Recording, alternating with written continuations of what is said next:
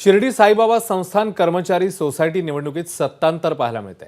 सत्ताधारी विखे पाटील गटाला धक्का बसलेला आहे आणि विखे समर्थक पॅनलचा पराभव झालाय। कामगार नेते विठ्ठल पवार यांच्या परिवर्तन पॅनलने विजय मिळवला। 17 पैकी 17 जागांवर परिवर्तन पॅनलने विजय मिळवला।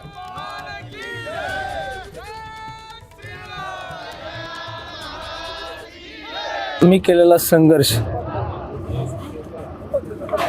या संघर्षाची पावती म्हणून आज कामगारांनी ही आज जबाबदारी आमच्यावर टाकलेली आहे, ती भविष्यात